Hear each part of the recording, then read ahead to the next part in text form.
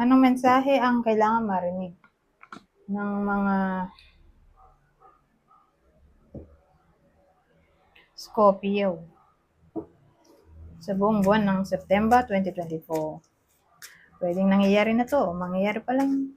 Kung hindi man para sa inyo itong magiging reading, baka para sa someone na malapit sa inyo o sa kakilala niya mismo.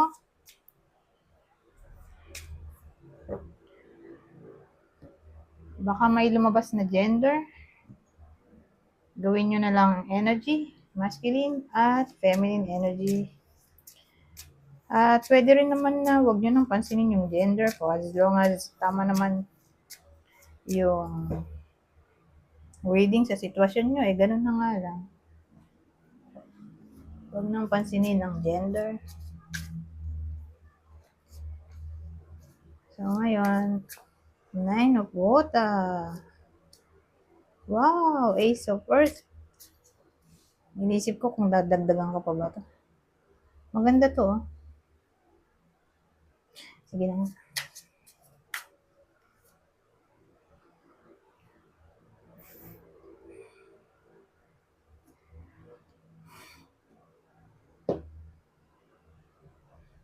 So, ito, 9 of Cups, Ace of Pentacles, 5 of Pentacles. Ito yung negative natin, pero maganda tong dalawang card. Na para bang yung opportunity at wish ay may kinalaman sa kahirapan. So, ibig sabihin, may improvement sa pera na maaaring mangyari para sa iba sa inyo. Sabihin natin, jobless. Baka magka-work na. Ace of Earth, pwede rin namang tawag dito, makatanggap ng pera.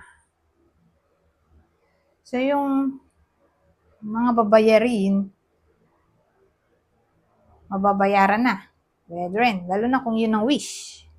Kasi may dream tayo dito, wishes, happiness. So, sabihin nating baon sa utang. Ang daming babayarin ngayong buwan. Ang wish nyo, mabayaran sana. So, mukhang wish granted. O pwede rin naman, kaya mababayaran ng mga babayarin, may someone na tutulong.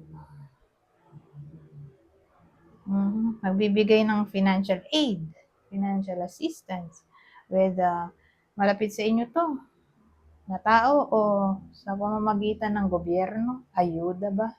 Pwede rin. Basta may someone na magbibigay ng pera dito.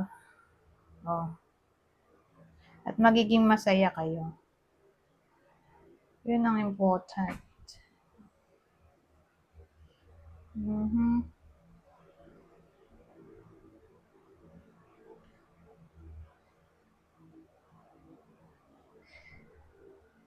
So,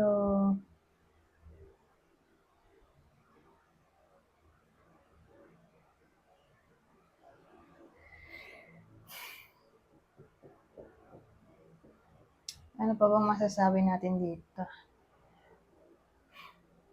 Sabihin naman natin, may trabaho naman yung iba sa inyo.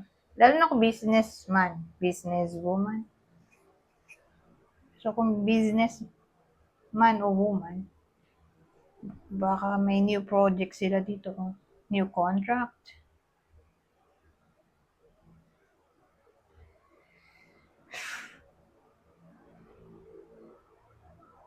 Empleyado, paano naman?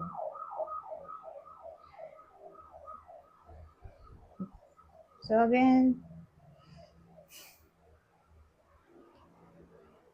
baka to salary loan para sa mga empleyado. So regardless kung anong status ng tao, mukhang matutulungan sila dito. Basta may mag-i-improve. Yun na lang ang short explanation. mag-i-improve ang pera o finances o sales at magiging masaya.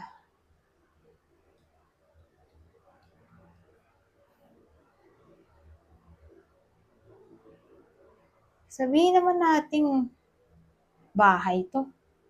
Yung renta ba? Hindi mabayaran yung renta, oh. Baka makabayad na. Sabihin naman nating nahirapan maghanap ng bahay. Ito, oh, may mahahanap na sila. Magbubukas na yung pinto. Yung umuupa to, maghahanap ng mauupahan na bahay. Ito, oh. May mahahanap na sila sa combination na to, tatlo.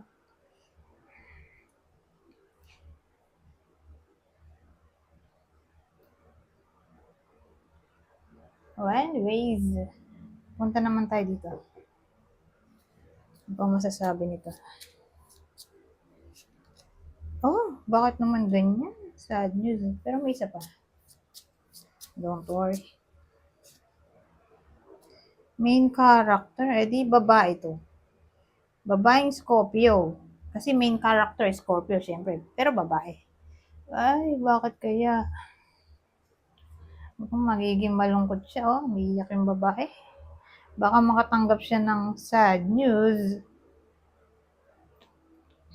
OMG. Parang may matatanggap siyang mensahe na ikalulungkot niya o hindi siya matutuwa, syempre. Ikaka-disappoint niya. O ikade-depress. Para bang may worry. Ganun. Yung mensahe, ayun, no, habang binabasa niya, parang nag-worry siya ba? Parang ganun.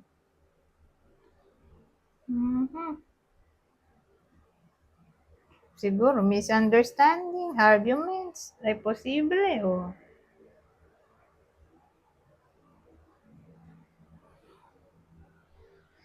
Separation, o, MD. Kasi, all kinds na ng ano to, mensahe na pwedeng magpalungkot sa inyo, di ba? So, sasama na dun yung separation. Pero maganda kung i-clarify natin, ano ba tong sad news na maaring matanggap ng babaeng Scorpio? Pero kung lalaki yung nanonood, baka ito yung person niya. O kakilala niya, basta babae. Ano kaya yung sad news?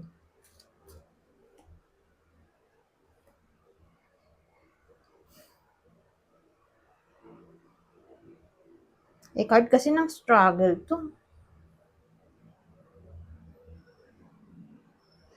Struggle, territorial, power struggle,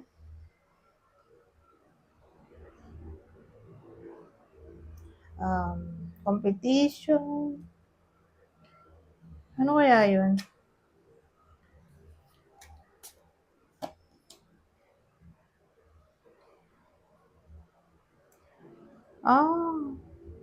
Sabihin natin maghahanap ng work yung iba sa inyo. Pero again, babae. Specifically, babae. Whether kayo mismo to o kakilala nyo, basta babae. Tapos, halimbawa nga, maghahanap ng work. Kasi may work card tayo.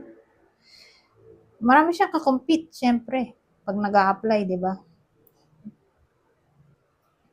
Bumaligtad to.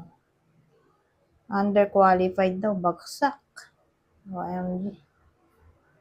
Pwedeng ganon.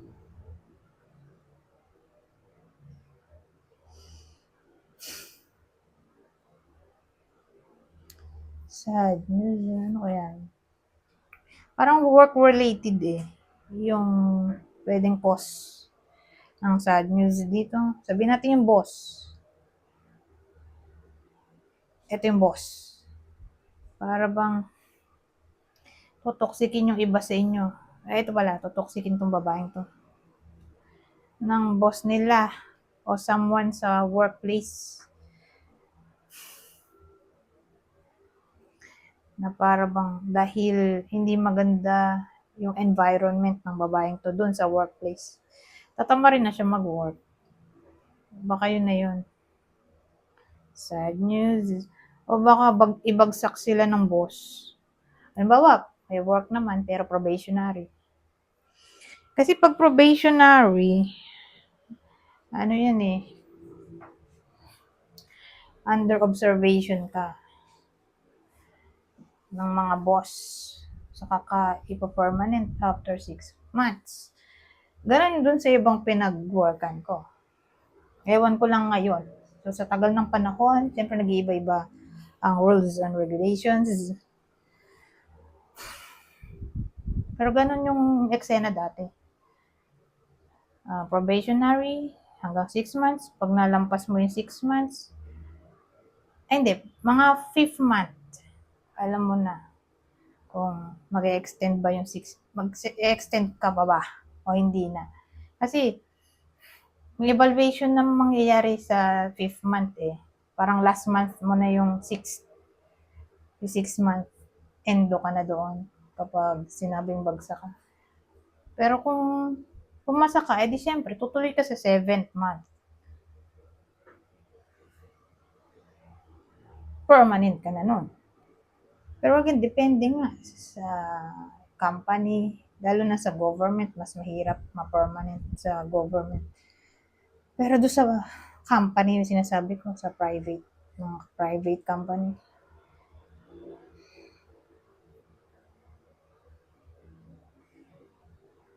So, ganun, bagsak sa in-applyan o ibabagsak sila nung boss nila pag probationary, my goodness.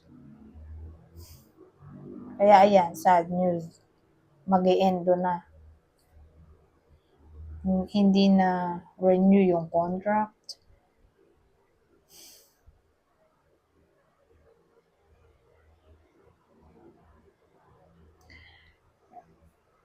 Anyways, excuse me. Punta tayo dito. Kunin nyo lang yung info na sa tingin nyo ay fit sa sitwasyon nyo. Kasi pwede itong mensahe sa single, pwede rin sa in a relationship, random yung mensahe. So sabi, son, your son is watched over and protected as he explores his world.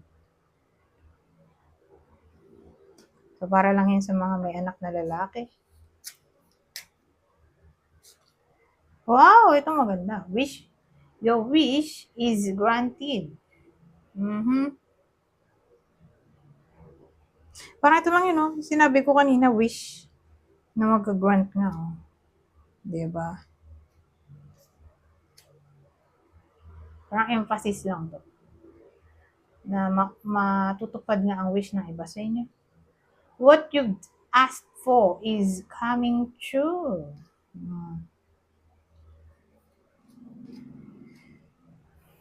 Ito ang huli.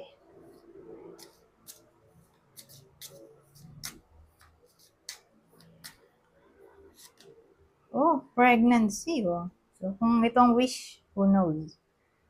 Baka nga mabuntis na. So, kung di man to para sa inyo, baka para sa someone na malapit sa inyo, kakilala niyo. Baka mabuntis. So, gano'n eh. Kaibigan, ka-workmate, anak nyo mismo, o idol nyo. Who knows? Basta, someone na importante sa inyo, malapit sa inyo. Kung di man kayo yun nga, baka mabuntis. So, sabi dito, the birth of a child brings great blessings to you and the world.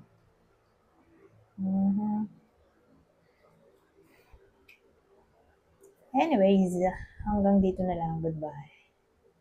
For now.